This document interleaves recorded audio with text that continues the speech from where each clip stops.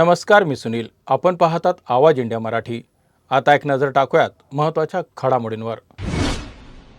आखाती देशांमध्ये वाढलेल्या युद्धजन्य तणावाचा परिणाम आता भारताच्या ऊर्जा क्षेत्रावरही जाणवू लागला आहे. आंतरराष्ट्रीय बाजारपेठेत इंधनाचा पुरवठा विस्कळीत होण्याची शक्यता निर्माण झाल्यानं देशात घरगुती तसेच व्यावसायिक गॅसच्या टंचाईबाबत चिंता व्यक्त केली जात आहे. या पार्श्वभूमीवर केंद्र सरकारनं महत्त्वाचा निर्णय घेत देशात इस्मा लागू केला आहे. गॅसचा पुरवठा सुरळीत राहावा तसेच साठेबाजी आणि काळाबाजार रोखण्यासाठी हा कायदा लागू करण्यात आला आहे. सरकारकडून घरगुती गॅस पुरवठ्याला प्राधान्य दिलं जाणार असून नागरिकांना कोणताही त्रास होणार नाही यासाठी आवश्यक उपाययोजना केल्या जात आहेत. याशिवाय गॅस वितरण व्यवस्थेवर अधिक नियंत्रण ठेवून परिस्थिती स्थिर राखण्याचा सरकारचा प्रयत्न आहे. ऊर्जा क्षेत्रावर जागतिक परिस्थितीचा परिणाम होत असला तरी नागरिकांना गॅसचा पुरवठा सुरळीत ठेवण्यासाठी सरकारकडून सतत परिस्थितीवर लक्ष ठेवलं जात आहे. माझ्यासोबत ज्येष्ठ पत्रकार वानकडे जे आहेत. अशोकजी, काय सांगाल सर, ज्या प्रकारे जे आता युद्ध चालू आहे, कशा प्रकारे परिणाम दिसत आहेत मुंबईमध्ये किंवा देशामध्ये? नाही, देशामध्ये आपल्याकडे आता ऑइल शॉर्टेज भयंकर होणार. आपण दोन प्रकारे मार खातोय. एक तर तेल फार कमी येतंय आणि आता आपल्याकडे इतके खोटे बोलणारे नेता आहेत. आमचे महान एप्स्टीनचे जे हिरो राहिलेले आहेत, पुरी साहेब, पेट्रोलियम मंत्री, ते म्हणाले की देशाला चिंता करण्याची गरज नाही, आपल्याकडे दुसऱ्या ठिकाणावरून तेल येणार आहे, तुम्ही बिलकुल काळजी करू नका. ते जेव्हा लोकांना सांगत होते त्याच वेळेला सगळ्या कंपन्यांनी, पेट्रोलियम कंपन्यांनी सगळीकडे आदेश दिले की आता पेट्रोलचा साठा फार कमी आहे, फार जपून वापरा. हे कळत नाही. दुसरी गोष्ट, तेलच्या किमती जर वाढल्या तर मग आपण कोणाकडे पाहायचं? कारण अमेरिकेच्या दबावाखाली आपण जिथे रुपयांनी तेल विकत घ्यायचो, तो इराण आणि रशिया, हे दोन्ही आमचे सप्लायर थांबलेले आहेत. आता आपल्याला डॉलर देऊनच तेल घ्यायला पाहिजे. तेल जे फॉरवर्ड ट्रेडिंग झालेलं आहे इंटरनॅशनल मार्केटमध्ये, ते $119 झालेलं आहे. ते जर उद्या $1,200 पोहोचलं पर बॅरल तर आपण कसं करायचं? कारण एक जर डॉलर वाढला एका बॅरलवर तर भारताला $20 मिलियन वर्षाला एक्स्ट्रा द्यावे लागतात. तर त्या हिशोबाने तुम्ही करा की आपण तर बिलकुल रक्तबंबाळ होऊन जाऊ. दुसरी गोष्ट, आपल्याकडचा निर्यात पण थांबलेला आहे ना. आखाती देशांना आपल्या भाज्या, फ्रुट्स, व्हेजिटेबल सगळं जातं, सगळं थांबलेलं आहे.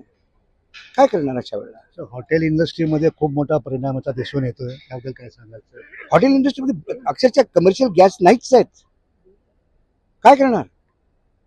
कमर्शियल गॅस नसल्यामुळे सगळीकडे मारामारी चालू आहे. हॉटेल बंद होण्याच्या स्थितीमध्ये आहेत आणि असं जर चाललं तर अर्धेच्या वर हॉटेल बंद होते. तुम्हाला वाटतं का राज्य सरकारने का केंद्र सरकारने काहीतरी नवीन योजना काहीच यात योजना काय? तेलाची गोष्ट तेव्हा तेलाचं सोंग आणता येत नाही, गॅसचं सोंग आणता येत नाही. गॅससाठी गॅसच लागतो, तेलासाठी तेलच लागतं, पैशासाठी पैसेच लागतात. ही काही विधानसभेतली भाषणं आहेत का? किंवा ही क्या लोकसभेतली भाषणं आहेत की हे तुमच्या रॅलीची भाषणं आहेत की 6,000 रुपये सोयाबीनला देतो दिले? अरे इथं घरी गॅसच पाहिजे. तुम्ही घरी चुलीवर स्वयंपाक कराल, चला ठीक आहे, शहरातही चुलीवर स्वयंपाक कराल तेही ठीक आहे, पण इंडस्ट्रीयल गॅसचं कसं करणार? इंडस्ट्रीज कसं चालणार? खूप मोठा दैनंदिन परिणाम आपल्या राज्यावरती, दिसायला लागलाय, हाहाकार माजलाय. ज्या घरात 8 लोक असतील, कंबाईन फॅमिली असेल, दोघं भाऊ एकत्र राहत असतील, 25 दिवस कसं सिलेंडर चालणार त्यांना? मग बाकीच्या वेळेला काय करतील ते? काय तुम्ही सांगाल सामान्य जनतेला कशा प्रकारे? सामान्य जनतेला हे पाप आपल्याला भोगावं लागतं. आपल्या कर्माची पापं आपण भोगतो. अशी नाकारे सरकार आपण बनवलेली आहेत की ज्यांना ते युद्ध चाललं त्याच्याबद्दल त्यांना काही आठ नाही. आपली परराष्ट्रीय धोरण काय आपलं हे कोणाला माहित नाही, सरकारलाही माहित नाही. अमेरिकेच्या भरोश्यावर जर आपण परराष्ट्र धोरण करत असो, अमेरिकेच्या भरोश्यावर जर आपण व्यापार करत असो, तर आपल्याला अमेरिकेसोबत डुबणं हे तय आहे. पाहू शकतो की कुठे ना कुठेतरी मोठा परिणाम आपल्या देशावरती किंवा राज्यावरती दिसून येईल. कॅमेरामॅन दत्ता प्रसाद, किरण जाधव, आवाज इंडिया. अमेरिका, इस्रायल आणि इराणमधील सुरू असलेल्या 11 दिवसाच्या युद्धामुळे भारताचा खनिज तेल आणि CNG पुरवठा जवळपास थांबला आहे. परिणामी महाराष्ट्रासह देशभरात घरगुती आणि व्यावसायिक गॅस सिलेंडरच्या तुटवड्याची परिस्थिती निर्माण झाली आहे. मुंबई, पुणे परिसरात हॉटेल्स आणि खानावळ गॅस अभावामुळे हळूहळू बंद होत आहेत. राष्ट्रवादी काँग्रेसच्या महिला प्रदेश अध्यक्षा रोहिणी खडसे यांनी सरकारला त्वरित तोडगा काढण्याचं आवाहन केलं असून परिस्थिती आटोक्यात आली नाही तर विद्यार्थ्यांसह रस्त्यावर उतरून प्रदर्शन करण्याचा इशारा रोहिणी खडसे यांनी दिला आहे.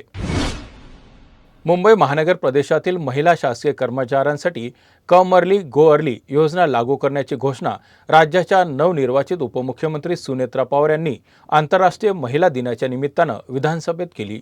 या योजनेनुसार महिला कर्मचाऱ्यांनी सकाळी 9:15ला कार्यालयात येण्यास सुरुवात केली तर घरी जाताना त्यांना अर्धा तास लवकर सोडण्याची परवानगी मिळेल।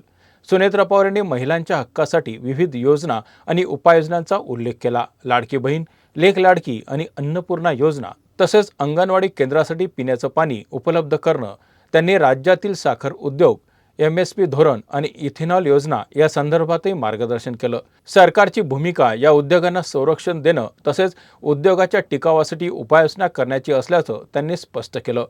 सर्वसाधारणपणे ही घोषणा महिला कर्मचाऱ्यांसाठी कार्यक्षम आणि लवचिक कामाच्या वेळा सुनिश्चित करण्याचा एक सकारात्मक टप्पा मानला जात आहे। जालना भोकरदन अवैध गर्भपात प्रकरणातील मुख्य आरोपी डॉक्टर दिलीप सिंह राजपूत याने कायद्याला आव्हान दिलं तरी भाजपच्या नेत्यांनी त्याला भेट देऊन स्वागत केलं। शिवसेना ठाकरे गटाचे नेते अंबादास दानवे यांनी यावर संतप्त प्रतिक्रिया देत भाजपवर टीका करत म्हटलं की गुन्हेगार नेत्यांसोबत फोटो काढत असताना कायद्याची थट्टा केली जात आहे आणि याला बेटी बचाव बेटी पढाव सारखी धोरणात्मक व्याख्या दिली जात आहे। त्यांनी सरकारवर सत्तेच्या हव्यासपायी गुन्हेगारांना समर्थन मिळत असल्याचा आरोप केला आहे। महाराष्ट्रात गेल्या काही दिवसापासून तापमानात वाढ झाली असून उन्हाच्या झळा जाणवू लागल्या आहेत। किनारपट्टी भागातील तापमान दिवसेंदिवस वाढत असून मुंबई, पालघर आणि ठाणे जिल्ह्यांना आज उष्णतेच्या लाटेचा ऑरेंज अलर्ट देण्यात आला होता। मुंबईत आज तापमान अंदाजे 40°C पर्यंत पोहोचलं होतं तर उपनगरमध्ये 43°C नोंदवलं जाऊ लागलं। काल राम मंदिर परिसरात 42.5° तापमान नोंदवलं गेलं होतं। याचबरोबर रायगडसाठी येलो अलर्ट जारी असून विदर्भातील अकोल्यातही येलो अलर्ट देण्यात आला आहे। मध्य महाराष्ट्र आणि मराठवाड्यात वातावरण कोरडं राहण्याचा अंदाज असून तापमानात मोठी वाढ अपेक्षित नाही। संपूर्ण महाराष्ट्रासाठी पुढील 5 दिवस सावधगिरीचा इशारा जारी करण्यात आला आहे। जागतिक राजकारणातील तणाव आणि इराण-इस्रायल युद्धजन्य परिस्थितीमुळे सोनं आणि चांदीच्या बाजारात वाढ दिसून येत आहे। लग्नसराईच्या सणासुदीच्या काळात ही परिस्थिती सामान्य खरेदीदारांसाठी अधिक चिंतेची ठरू शकते। मुंबईत आज सोन्यानं दर प्रतितोळा 1,65,249 रुपये इतका गाठला तर काल तो 1,64,355 रुपये होता। म्हणजेच फक्त एका दिवसात सोन्याच्या दरात 900 रुपयांची वाढ झाली आहे। सोन्यासह चांदीच्या दरातही वाढ सुरू आहे। प्रति किलो चांदीचा दर आता 2,81,014 रुपये इतका आहे। सोनं महागल्यामुळे काही ग्राहक चांदीकडे वळत असले तरी दोन्ही धातूंच्या वाढत्या किमतीमुळे खरेदीदार चिंतेत आहेत। विशेष म्हणजे सणासुदीसाठी आणि लग्नासाठी सोनं चांदी खरेदीचा प्रवाह सुरू आहे, त्यामुळे या दरवाढीचा थेट फटका सामान्यांच्या खिशाला बसणार आहे। T20 विश्वचषक जिंकल्यानंतर भारतीय क्रिकेट संघाचा कर्णधार सूर्यकुमार यादव मुंबईत परतला। चेंबूर येथील त्याच्या घरी शेजाऱ्यांनी ढोल ताशाच्या गजरात त्याचं उत्साहपूर्ण स्वागत केलं। आरती ओवाळून आणि मिठाई वाटून या विजयाचा आनंद सर्वांनी साजरा केला। यावेळी शिवसेनेचे सरचिटणीस राहुल शेवाळे देखील उपस्थित होते आणि त्यांनी सूर्यकुमारचं अभिनंदन केलं। आपल्या घरी परतल्यावर मिळालेल्या प्रेमाने भारावून गेलेल्या सूर्यकुमारनं सांगितले की विमानातून उतरल्यापासूनच काहीतरी वेगळं घडणार असल्याची जाणीव झाली होती। 2024मध्ये T20 विश्वचषक जिंकलेल्या यशानंतर कर्णधार म्हणूनही विश्वचषक जिंकण्याची जिद्द मनात असल्याचं त्याने नमूद केलं। त्याने संघाला एकत्र करून कठोर परिश्रम घेतल्याचंही सांगितलं। यावेळी त्यांनी भविष्यात ऑलिम्पिकमध्ये क्रिकेटमध्ये सुवर्ण पदक जिंकण्याचं ध्येय असल्याचं स्पष्ट केलं। या बातमीपत्रात इथेच थांबत आहोत। पाहत रहा आवाज इंडिया मराठी।